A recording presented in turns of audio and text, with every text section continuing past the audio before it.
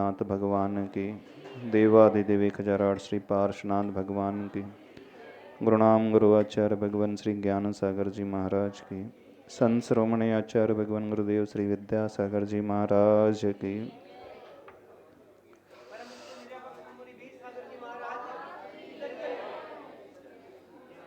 पंच कल्याणक पूरे हो चुके हैं। बहुत सारे श्रावकों ने यहाँ जिनालय में श्री जी की प्रतिमा को विराजमान किया है। भगवान की प्रतिमा को स्थापित आप सभी लोगों ने किया है। बड़े हर्षोल्लास से सहित होकर के ये प्रतिष्ठा महोत्सव आप सभी लोगों ने मनाया है। अब थोड़ा सा उस विज्ञान को और अच्छे से समझ लो, जिस उद्देश्य को लेकर के आपने प्रभु की प्रतिमा को विराजित किया है। प्रभु के पास प्रतिदिन आप आते हो, प्रभु के दर्शन की विधि को अच्छे से अपन विगत कई दिनों से समझने की कोशिश कर रहे हैं। प्रभु की प्रतिमा का महत्व क्या होता है जीवन में, प्रभु की सन्निधि का इम्पोर्टेंस हम कैसे समझ सकते हैं, और उससे भी अच्छे से यदि समझना हो तो वो प्रभु कैसे होते हैं।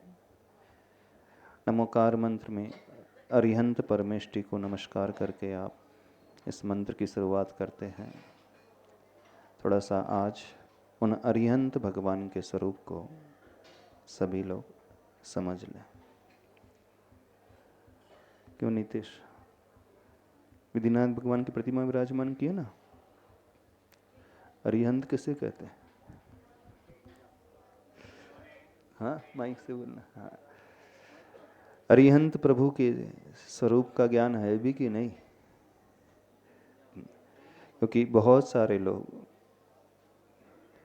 बिना स्वरूप को पहचाने ही जाने ही यहाँ पर आ जाते हैं। भगवान के पास आना बहुत अच्छी बात है, लेकिन उनके स्वरूप को समझ करके, जान करके प्रभु के निकट आना उससे भी अच्छी बात है।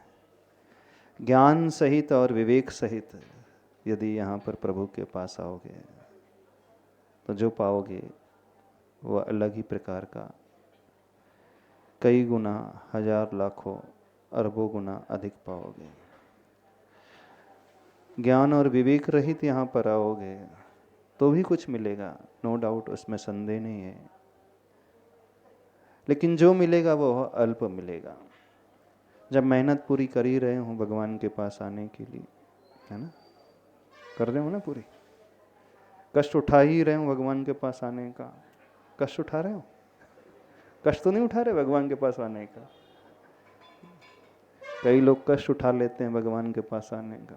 जब यहाँ मन संचालक घोषणा करते हैं ना, प्रवचन में आने का कष्ट करें, करते हैं, मंदिर में आने का कष्ट करें, ये पंडित जी करते हैं ना घोषणा, करते हैं, बहुत सारे संचालक घोषणा करते हैं। तो कितने लोग कष्ट उठाते हैं भगवान के पास आने का, गुरु के पास आने का, प्रवचन सुनने का कष्ट कितने लोग उठाते हैं? तो अपनी शब्दावली को थोड़ा सा पहले बदल लो।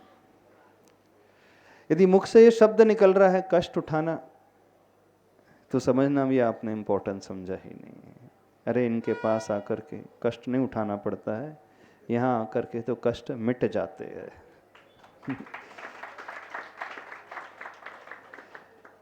यदि कष्ट उठाना है ऐसा शब्द भी निकल रहा है तो नियम से मान करके चलना है। आप यहाँ पर मजबूरी में आ रहे हैं। जब मजबूरी में कोई कार्य किया जाता है तो वहाँ कष्ट की बात होती है, और जहाँ आनंद से कार्य किया जाता है, प्रसन्नता से किया जाता है, तो वहाँ कष्ट की बात होती ही नहीं। शारीरिक श्रम भी कितना क्यों ना होता रहे, प्रतिकूलता बाहर की भी क्यों ना, कितनी भी क्यों ना हो, तो भी कष्ट की ओर दृष्टि जाती ही नहीं है। क्यों? क्योंकि अंदर का वो जुड़ाव, अंदर का वो लगाव। सभी लोगों से इस बात को कहना है, जब भी देव गुरु शास्त्र के पास आओ, प्रभु दर्शन के लिए आओ, शास्त्र स्वाध्याय के लिए आओ, विधान पूजन के लिए, तो यह सोच करके कभी नहीं आना और ना अपने मुख में कभी ये शब्द लाना, कष्ट उठाना। मजबूरी में नहीं आ रहे हम यहाँ पर, मजबूरी में आ रहे हो? कितने लोग मजबूरी में आ रहे हो? नहीं, कई प्रकार की मजबूरियां होती हैं। यदि कथनचित आप मजबूरी से आ रहे हो तो भी उसे बदल लो। पहले भी ये विषय आप लोगों के समक्ष रखा था। कई लोगों की कई मजबूरियां होती हैं, कई शारीरिक मजबूरियां होती हैं, स्वास्थ्य की मजबूरी होती है, पैसे की कमी की मजबूरी होती है, परिवार के संबंधों की मजबूरी होती है, कुछ पाने की आकांक्षा वाली मजबूरी होती है, कुछ नाम की इच्छा की मजबूरी होती है, कुछ लोग अपवाद ना फैले इसकी मजबूरी होती है ना, कुलाचार पालन करने की मजबूरी होती है। कई प्रकार की मजबूरियां होती हैं। तो सर्वप्रथम अपने मन मानस पटल से इस बात को निकाल करके अलग ही कर दें कि हम यहाँ मजबूरी में नहीं आते हैं और ना ही आना चाहिए। फिर भी यदि प्रतिकूलता जीवन में हो, चाहे वो शरीर की प्रतिकूलता हो, आर्थिक प्रतिकूलता हो, परिवार की प्रतिकूलता हो, तब भी मजबूरी में नहीं आना चाहिए। बड़े हर्ष उल्लास से, आनंद से सहित होकर के यहाँ पर आना चाहिए। हमारे भगवान मजबूरी का नाम महात्मा गांधी वाले नहीं है ना। मजबूरी में वो कार्य दुनिया में थोड़े बहुत किए जाते हैं और ना ही औपचारिकता निभाने के लिए यहाँ पर आए। तो क्या मान करके, क्या जान करके, आनंद को अंदर से पैदा करते हुए। अब वो आनंद, वो हर्ष उल्लास की लहर पैदा कैसे होगी? जब हम उन अरिहंत भगवान के उस स्वरूप को अच्छे से समझ लेंगे। तो जानते हो अरिहंत भगवान का स्वरूप? माइक नहीं है आज? हाँ, तो वहां से लेकर के कई लोगों ने पाठशाला में पढ़ा भी होगा। अरिहंत शब्द जो बना है दो शब्दों के मेल से, अरि धन हंत।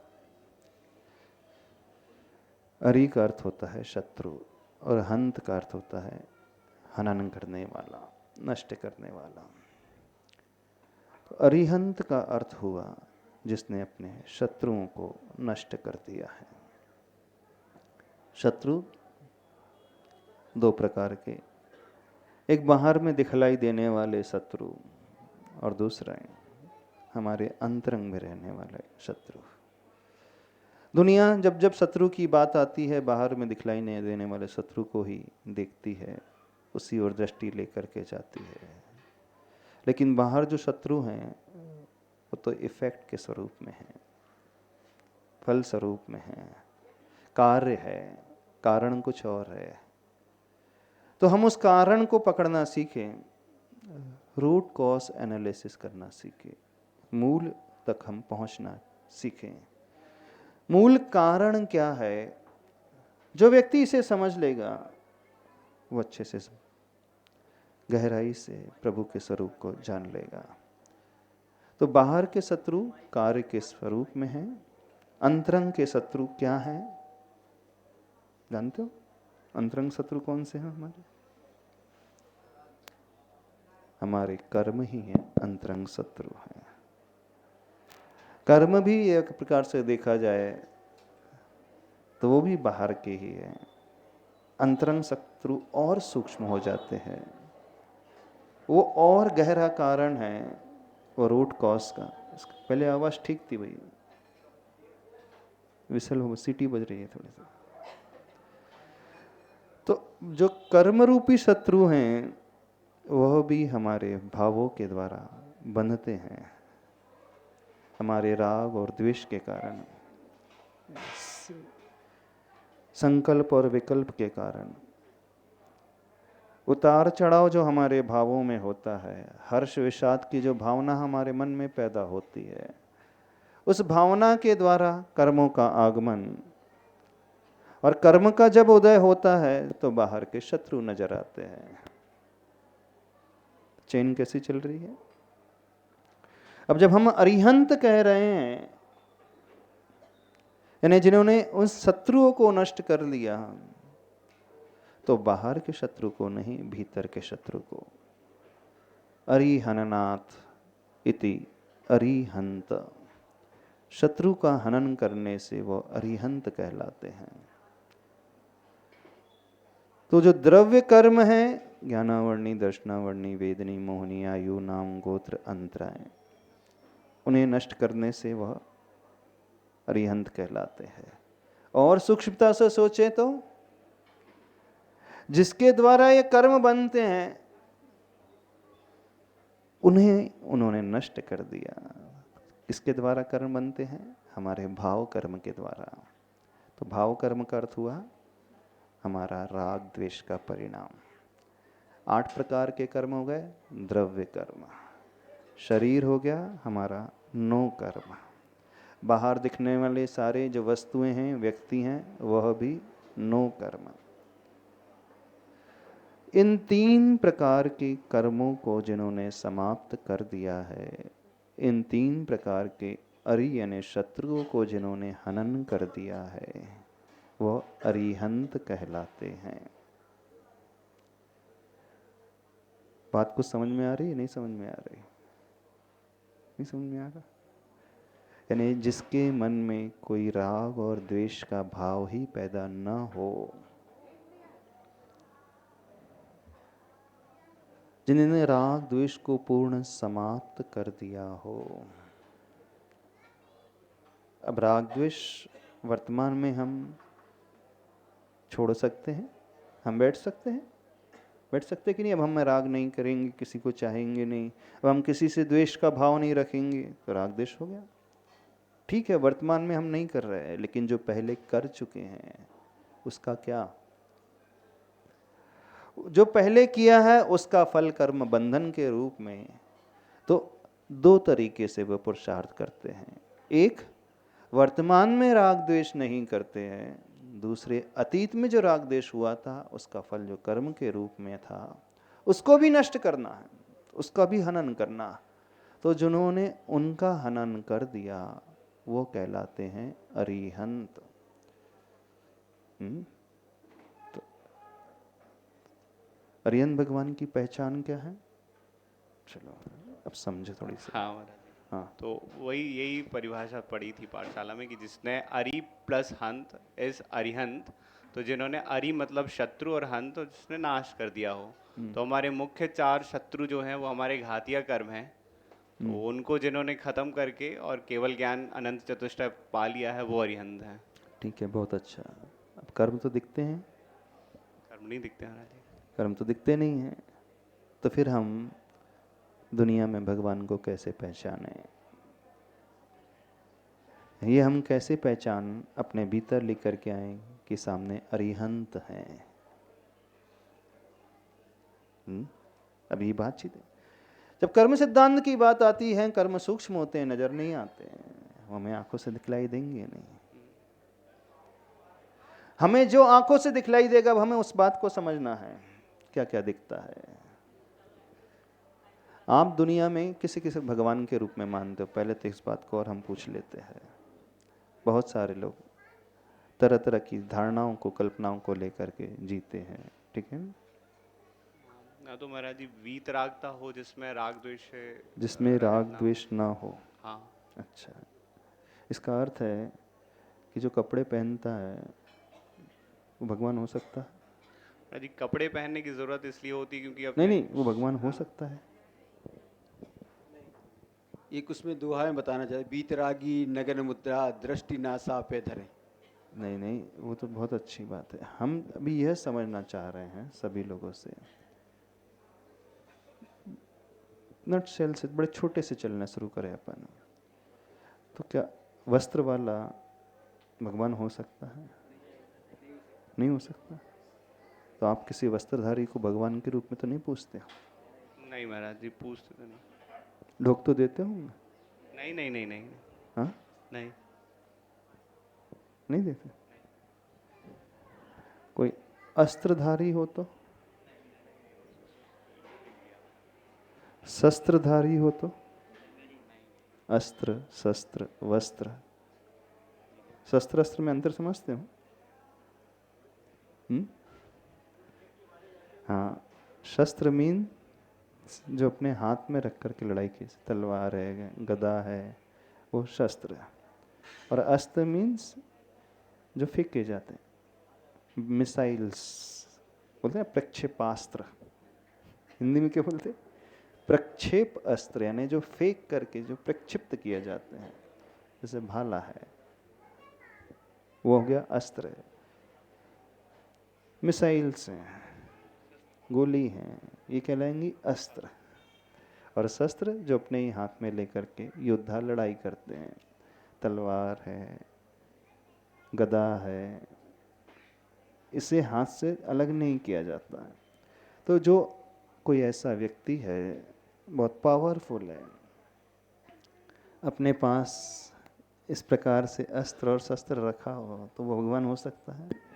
नहीं महाराज जी, क्योंकि यदि उनके पास अस्त्र शस्त्र हैं तो इसका मतलब या तो वो उनको किसी से, मतलब किसी को मिटाना है, उनको किसी को मारना है तो द्वेष है, या तो फिर स्वयं को बचाना है तो स्वयं के शरीर के प्रति राग है, तो वो वीतरागी नहीं है। क्योंकि व्यक्ति अस्त्र शस्त्र क्यों रखता है? या तो डरता है अथवा डराता है ना?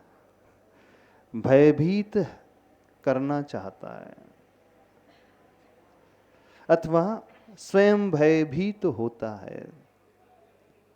दुनिया में जितने भी वेपन्स रखे जाते हैं, हाँ? अपना रोब झाड़ने के लिए ना, कि मैं मोस्ट पावरफुल हूँ। हमारे वेपन्स इतने सारे, इतनी मिसाइल्स हैं, इतने टैंक्स हैं, इतने न्यूक्लियर बम्स हैं, है ना, इतने फाइटर प्लेन्स हैं, इस क्वालिटी के हैं, 4G 5G 5G के हैं, 5th जनरेशन के, 6th जनरेशन के, 2000 किलोमीटर तक, 20,000 किलोमीटर तक वॉर करने वाली, प्रहार करने वाली मिसाइल्स हैं। हाँ, न्यूक्लियर बम्स का बहुत बड़ा स्टॉक है। जब इतना बड़ा स्टॉक वेपन्स का होता है तो अदर कंट्रीज अपने आप शांत रहती है? नहीं रहती। यदि हमने मुंह उठाया तो कुछ भी हो सकता है, इस कारण शांति रखो। कोई कंट्री अथवा कोई व्यक्ति अपने पास अस्त्र शस्त्र का जमावड़ा रखता है, तो उसका पर्पस मूल रूप से पहले होता है, वह दबाना चाहता है, वो डराना चाहता है, वो कंट्रोल करना चाहता है दुनिया के ऊपर। ऐसे है ना? ये रीजन होता है, मेन रीजन ये है। एक दूसरा रीजन होता है, जो कमजोर हो जाता है, वह भी अपने पास लाइसेंस रिवॉल्वर रखता है। घर में डंडा रखते हो, लकड़ी रखते हो, कुछ भी, तलवार रखी जाती है, क्यों? अपनी सुरक्षा के लिए। यानी अंदर भय है कि कोई मुझे नुकसान ना पहुंचा दे, कोई मेरा घात ना कर दे, कोई मेरे प्राण न ले ले।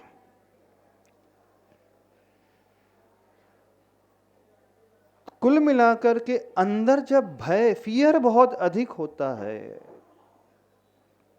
डर स्वयं का रहता है, डर जो होता है खोने का रहता है। क्या खोने का है? प्रॉपर्टी चली ना जाए, पैसा चला ना जाए, घर मकान चला ना जाए, ज्वेलरी चली ना जाए, शरीर मेरा चला ना जाए। एक फियर होता है अंदर, एक भय होता है भीतर। ने जो जितना ज्यादा भयभीत होता है, वही व्यक्ति अस्त्र शस्त्र को जोड़ करके रखता है। मूल कारण अब कहा जा रहा है दूसरों पर कंट्रोल करने के लिए व्यक्ति वीपन्स यानी कंट्री वीपन्स रखती है, वहां पर भी उसका रूट कॉज फियर ही है। कौन सा फियर है? मेरा पावर छिन ना जाए, यही है ना।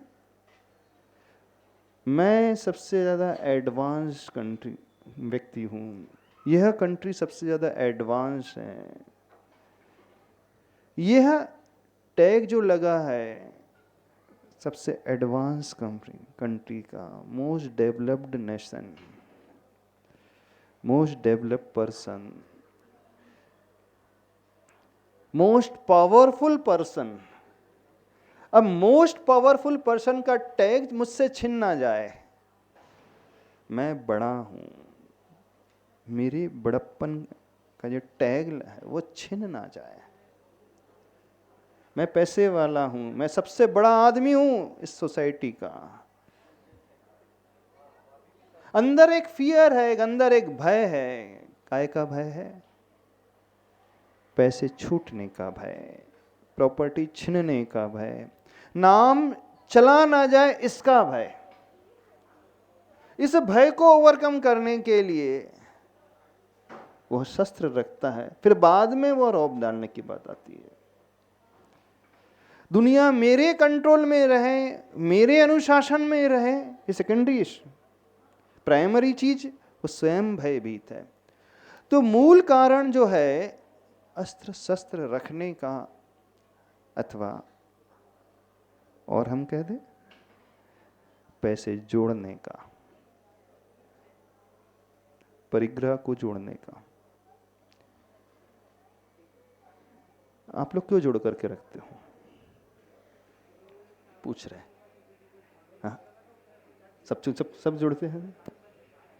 हाँ, भविष्य सुरक्षित रहे, बच्चों की पढ़ाई। हाँ, सुरक्षा, भविष्य की सुरक्षा बनी रहे, भविष्य सुरक्षा। कुछ भी कंटिंजेंसी आती है तो हम कैसे संभालेंगे? कुछ भी अनहोनी वाली घटना घट जाती है, कुछ नुकसान हो जाएगा तो हम कैसे संभाल लेंगे, है ना। एक भय है अंदर। महंगाई बहुत बढ़ जाएगी तो कैसे मैनेज करेंगे खर्चे? बच्चों की पढ़ाई है, घर के खर्चे हैं, फैसिलिटीज हैं। इस कारण कलेक्ट करके रखो, जुड़ करके रखो। परिग्रह का व्यक्ति संग्रह जो करता है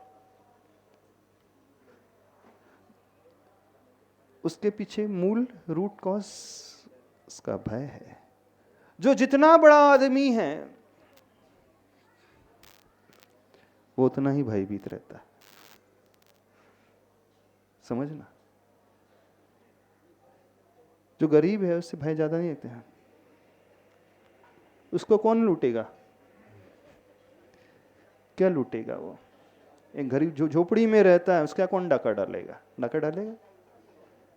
डालेगा। जो फटे कपड़े पहनता है उसे कौन लूटने के लिए आएगा? जिसके पास खाने के लिए नहीं उसे कौन परेशान करने आएगा? जिसके पास जितना ज्यादा स्टॉक है, जितनी ज्यादा पूंजी है, वह उतना ही अधिक भयभीत रहता है। और जिसके पास कुछ नहीं है, नंगों को कभी डर लगता है? साधु होते हैं कोई डर लगता है? लगता है डर? कोई कुछ लूट करके चला जाए तो? जिसके पास कुछ पहनने के लिए नहीं है तो उनकी काय की चिंता?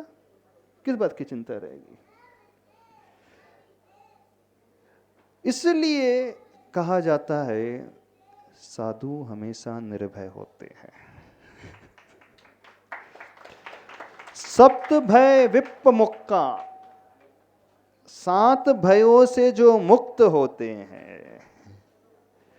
7 भयों से मुक्त वही व्यक्ति हो सकता है जिसके पास कोई परिग्रह नहीं, अथवा कुछ भी वस्तु नहीं, अथवा कुछ भी मूर्छा का भाव नहीं।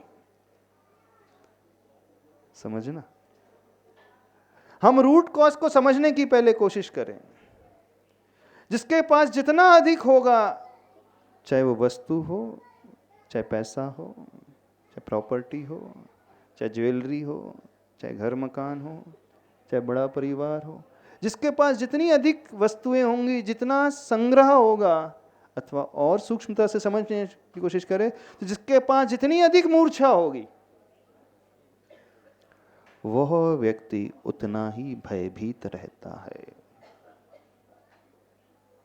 रहता है कि नहीं?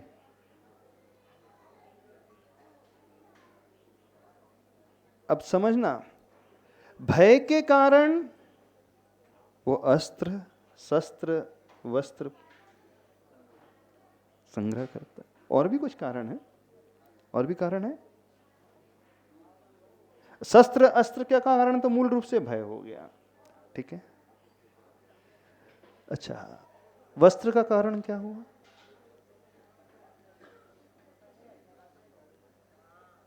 वस्त्र का कारण क्या होता है? वस्त्र का कारण थोड़ा अलग होता है। अंदर विषय वासना बरते, बाहर लोक लाज अति भारी, ताते परम दिगंबर मुद्रा, धर न सके दीन संसारी। कुछ पंक्तियां आती हैं, कवि की लिखी हुई पंक्तियां हैं। वस्त्र का कारण, मेन कारण क्या होता है? पंडित जी आप बताओ। हाँ, लोक लाज। हाँ, भीतर विषय वासना बरते, अंदर विषय वासना। ऐसे ही है ना? कि ठंडी के लिए? ठंडी बहुत है इस कारण पहन लो। ठंडी बाद में आती नहीं भी। थोड़ा सा विंटर सीजन है, टेम्परेचर 9 डिग्री 10 डिग्री हो रहा है। कितना हो रहा है वैसे यहाँ? यहाँ तो वैसे पुणे में गर्मी ठंडी पड़ती है नहीं, पुणे में ज़्यादा। हाँ हाँ। तो विंटर सीजन के कारण वस्त्र पहनते हैं आप लोग? हाँ, विंटर सीजन के कारण तो वूलन पहनोगे है ना, मोटे वस्त्र, कंबल, रजाई, वो विंटर सीजन के कारण। लेकिन वस्त्र का कारण, पहला मेन कारण, पहला कारण लोकलाज की विषय वासना। क्या है वस्त्र का कारण? मेन कारण, सबसे मेन, प्राइम। बहुत सारे कारण है पर सबसे प्रमुख कारण लोकलाज पहला कि विषय वासना पहला। भीतर विषय वासना वर्ते, बाहर लोक लाज अति भारी। अंदर जो परिणाम है, फिर लोकलाज भी है एक कारण, मानते हैं। इसके अलावा भी कोई कारण है? और कौन सा कारण? अपने आप को अच्छा दिखाने का, अपने आप को अच्छा दिखाने का। अच्छा, सुंदर दिखूं, अच्छे अच्छे वस्त्र है, फैंसी वस्त्र, है ना? कुछ कुछ क्यों सुना 2-2 महीने तक ड्रेस रिपीट नहीं होती, ऐसे भी लोग हैं। तो अच्छा दिखने का एक कुछ कुछ के 2-2 महीने तक रिपीट नहीं होती। और हाँ, कुछ ऐसे होते हैं use and throw, use and throw, one time use, ऐसे भी हैं। वो अलग कैटेगरी है, लेकिन हाँ, मैक्सिमम जो कैटेगरी जनरल कैटेगरी मिलती है। हाँ, जनरल कैटेगरी। यानी अंदर एक कारण है लोभ का कारण। अब समझना, भय और लोभ दो ऐसी चीज हैं, दो ऐसे रूट कॉज हैं जिसके इर्द गिर्द सब कुछ चल रहा है। इन्हीं दोनों के सराउंडिंग में सब कुछ घूमता हुआ हमें नजर आएगा। परिग्रह का जोड़ना लोभ है। लोभ है। लोभ से भी अधिक खतरनाक है भय। खैर दोनों इंटर रिलेशन में यूज हो सकते कथनचित। अब एक पहले लोभ पैदा हुआ, नाम का लोभ, स्टेटस का लोभ, पावर का लोभ, बड़े आदमी का लोभ, पैसे वाले हूं मैं इसका लोभ। फिर बाद में पैदा हुआ वो छिन ना जाए उसका भय। तो मूल कारण तो लोभ आएगा, फिर लोभ के पश्चात आता है भय।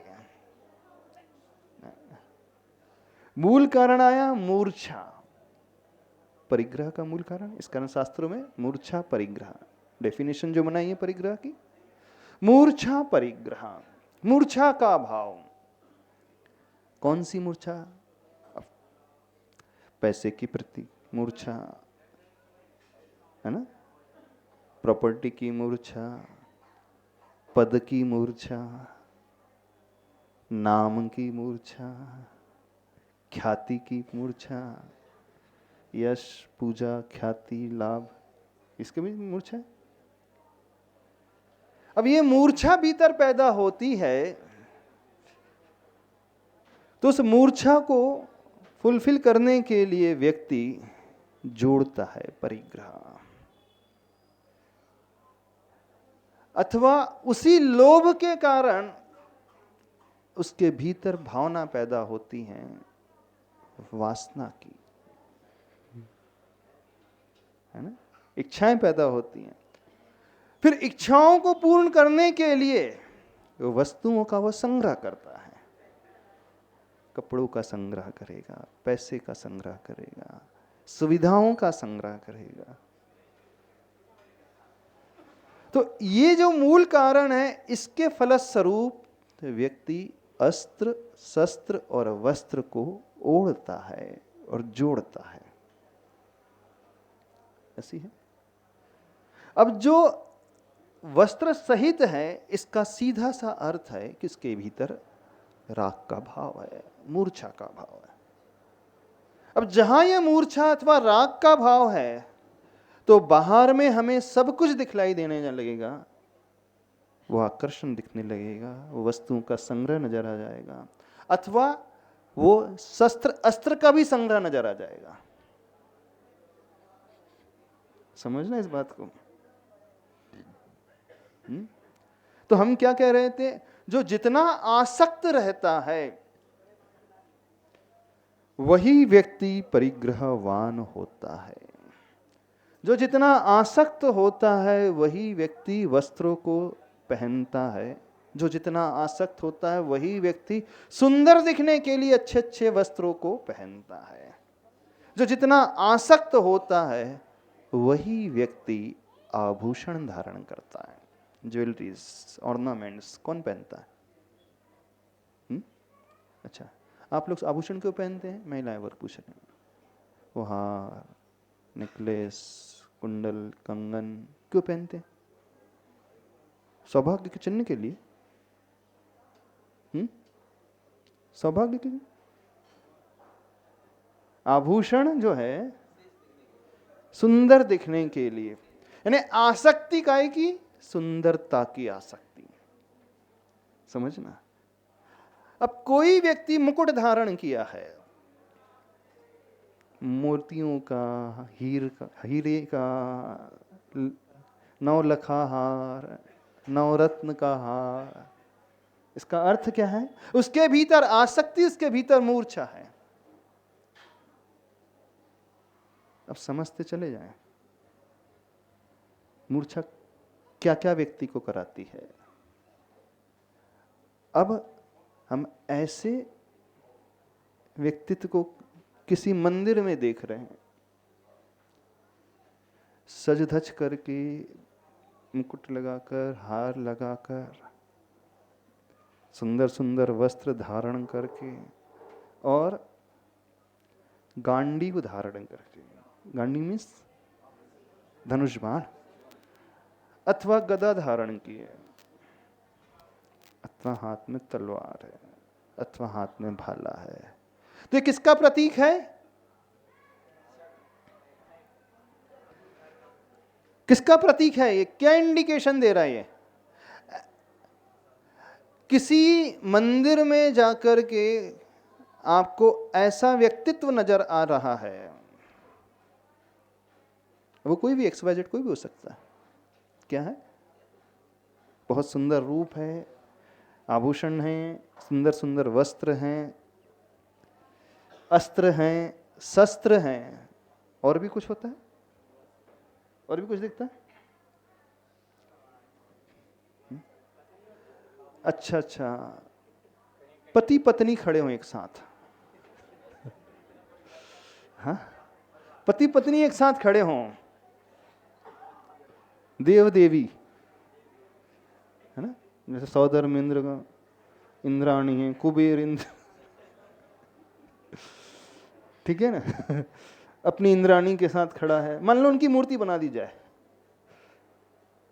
कैसा रहेगा? कि कुबेर तुम्हारी मूर्ति बना दी जाए, हाँ, इंद्राणी के साथ, तो कैसा रहेगा?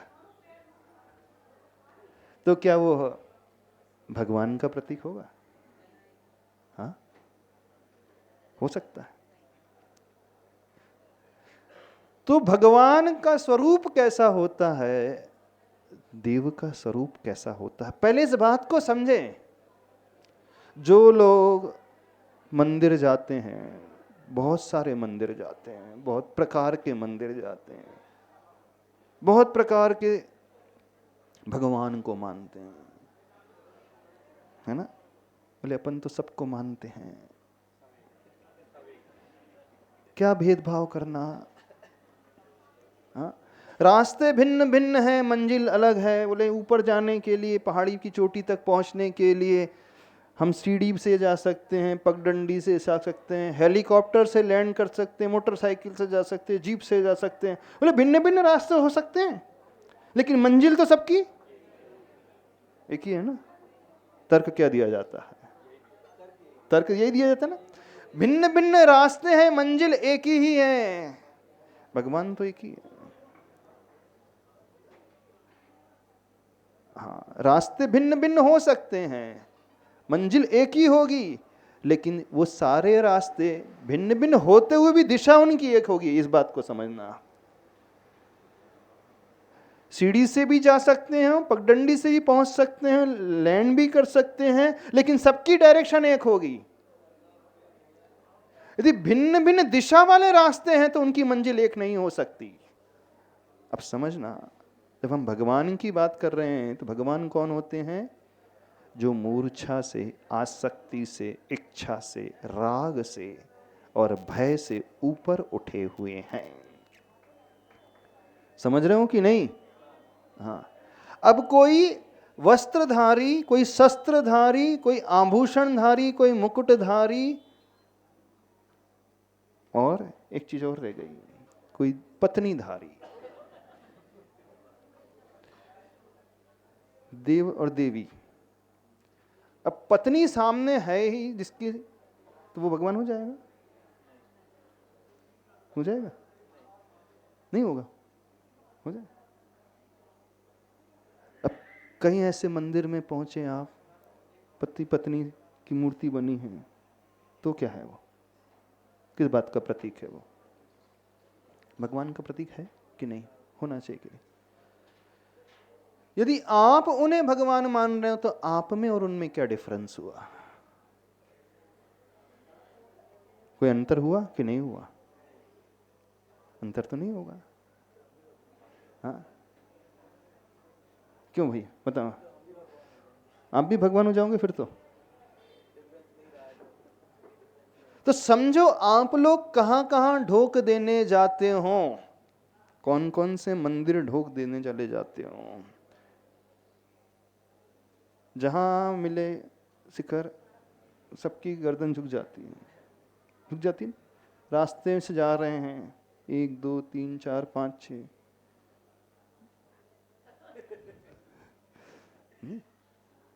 बोले ऐसे ऐसे, नहीं तो ऐसे ऐसे हवा में, है ना, हो जाता ना, ऐसे कर लेते हैं, ऐसे ऐसे। क्या मान करके कर रहे हो? सिर्फ हम ये समझना चाह रहे हैं, हम ये जानना चाह रहे हो, जिसके आगे आप ऐसा कर रहे हो, क्या वो उस योग्यता को लिए हुए है कि नहीं? एक अच्छा इंसान वो हो सकता है, नो डाउट। इंसान और भगवान में अंतर है, अरिहंत और देव में अंतर है। क्यों अरिहंत? है ना, नहीं अंतर। हम्म? तो आप जहां जहां जाते हो क्या मान करके जाते हो? कितने लोग अपना सिर भगवान के आगे झुकाते हैं? Very good. कितने लोग अपना सिर सब जगह झुका देते हैं? हमसे तो बड़े हैं, है ना? हमसे तो बड़े हैं। क्या जाता है झुकाने में? क्या जाता है? नुकसान क्या है? सब जगह विनय रखना चाहिए, सबकी विनय करनी चाहिए, कहते हैं ना? कहते हो कि नहीं? कहते हो कि नहीं? एक संत हो सकता है, एक अच्छा मानव हो सकता है। अब समझे इस बात को। वो मानव की सेवा करने वाला हो सकता है, वो बहुत अच्छे से सोशल कॉज करने वाला हो सकता है। जब था वो एक संत की भांति वो जीता था, अपने लिए कुछ नहीं चाहता था। एक अच्छा इंसान, नो डाउट, मानते हैं अच्छा इंसान है, लेकिन वो एक अच्छा इंसान ही है ना। अभी उसने सब कुछ त्यागा तो नहीं, छूटा तो नहीं उससे। वो मूर्छा का भाव गया तो नहीं उसका, क्योंकि इसके पास वस्त्र हैं, कपड़े हैं, तो मूर्छा राख तो कम नहीं हुई। एक अच्छा इंसान होना अलग है, एक संत होना अलग है, संत की भांति जीवन जीना अलग है, लेकिन भगवान होना बहुत अलग है।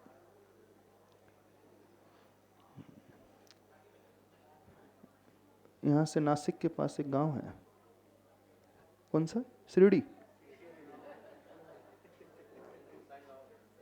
शिरडी, वहां पे भी कोई है? हम कितने जैनों के घर में जाते हैं, जैनों की दुकान दिखती है, महावीर भगवान, फिर A B C D E F G H, और कितने? I J K L M N, हाँ, O P Q R S T U V W X Y Z, सारे, हाँ, जेड फाइव, फिर Z one, Z two, Z three, Z three, फिर Z, फिर countable, फिर uncountable, फिर infinity. हो सकता है? क्यों नहीं हो सकता? हो सकता है कि नहीं हो सकता? तो आप जहां झुक रहे हो, क्या मान करके झुक रहे हो? क्या उनका स्वरूप वैसा है? सिर्फ ये क्वेश्चन आपके सामने हम रखना चाह रहे हैं, प्रश्न रखना चाह रहे हैं। बताइए, कितने लोग सब जगह ढोक दे देते हैं?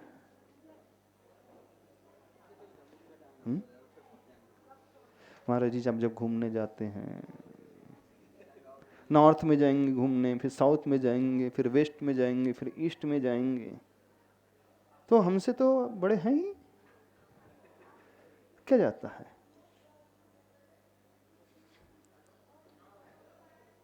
विनय रखना चाहिए सबके प्रति।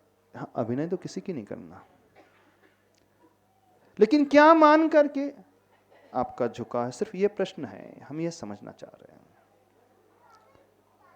तो इस बात को सभी लोग अच्छे से समझे, भगवान कौन होते हैं। तो वस्त्र वाला भगवान नहीं हो सकता, अस्त्र वाला भगवान, क्यों? क्योंकि इसके पास भय है, लोभ है। शस्त्र वाला नहीं, आभूषण वाला, देवी रखने वाला बाजू में, अच्छा फैमिली सहित MBBS, मियाँ बीवी बच्चे सहित, हाँ हाँ, तो यदि वो भगवान, तो फिर आप क्यों नहीं?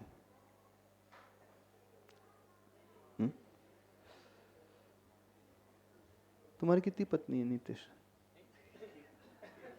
एक ही है। देवताओं की कितनी होती है? हाँ, स्वर्ग में रहने वाले देवताओं की कितनी होती? हाँ, मिनिमम 32 जैन शास्त्र के अनुसार। विक्रिया से हजारों लाखों, ऊपर ऊपर कैटेगरी में संख्या बढ़ती चली जाएगी। हाँ, तो वो देव ज्यादा बड़ा अच्छा कि आप ज्यादा अच्छे? आप एक में सेटिस्फाइड हो गए, वो 32 में सेटिस्फाइड नहीं हो रहा, तभी विक्रिया से कई बना रहा था। तो कौन ज्यादा अच्छे भावों वाला, मनुष्य कि स्वर्ग में रहने वाला देव? हाँ, थोड़ा आपसे पूछना चाहते हैं, कौन श्रेष्ठ हुआ? वो देवी देवता श्रेष्ठ कि आप श्रेष्ठ? फिर वो सौधर्मेंद्र हो, वो ईशान हो, कौन श्रेष्ठ?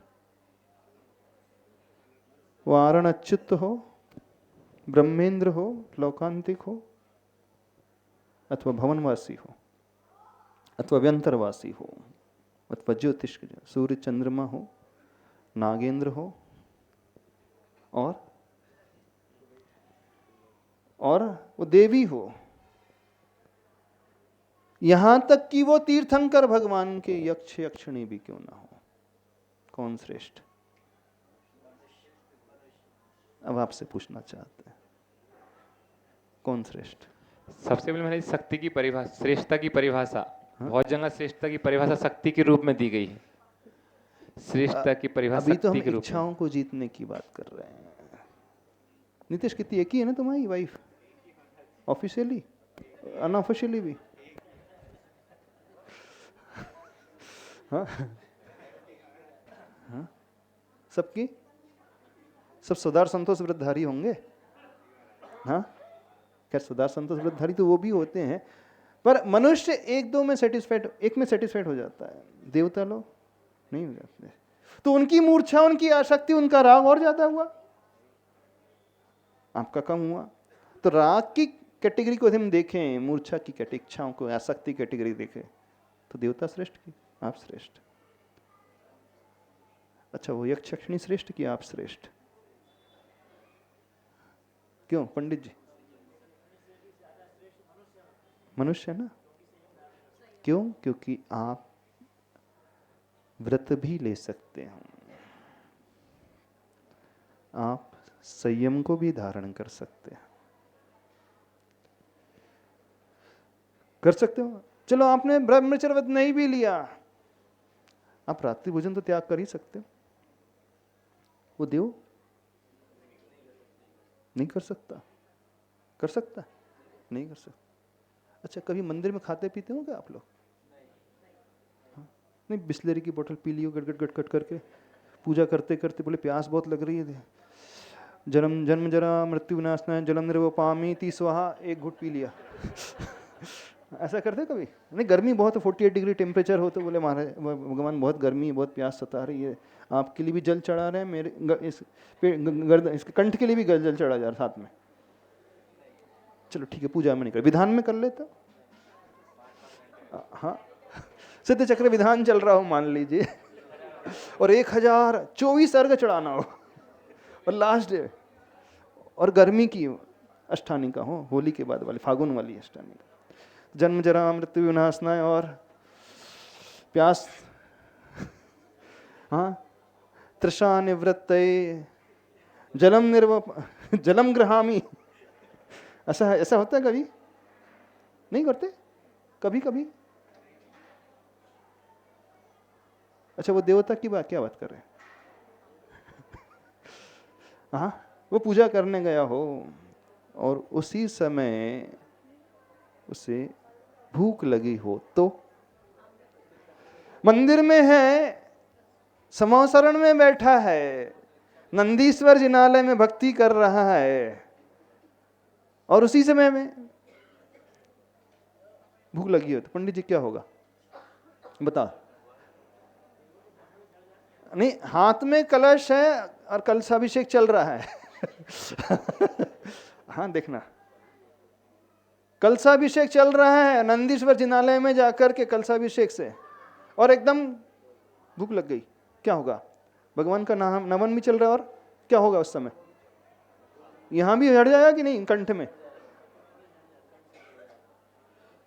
तो संयम की हम बात ना भी रखें, इतना तो पालन मनुष्य कर लेता है कि नहीं? कर लेता है। तो कौन श्रेष्ठ हुआ? देवी देवता के मनुष्य आप समझ रहे हो कि नहीं? तो भगवान का स्वरूप क्या होता है? जो राग से ऊपर उठे हुए होते हैं। तो अस्त्र वाला, वस्त्र वाला, शस्त्र वाला, आभूषण वाला, अलंकार वाला, देवी वाला, बच्चे वाला, कपड़े वाला नहीं हो सकता। बस इस बात को समझना। आज इतना ही रखते हैं। ये समझोगे, ये समझ कर के प्रभु के पास आओगे तो वे शुद्धि बहुत बढ़ेगी। बस इनसे जो ऊपर उठ गया है वो भगवान है, उनके आगे हमें झुकना है। बोलिए देवादिदेव श्री नेमिनाथ भगवान की। इस विषय को थोड़ा सा अच्छे से भी डिटेल में समझ लेंगे।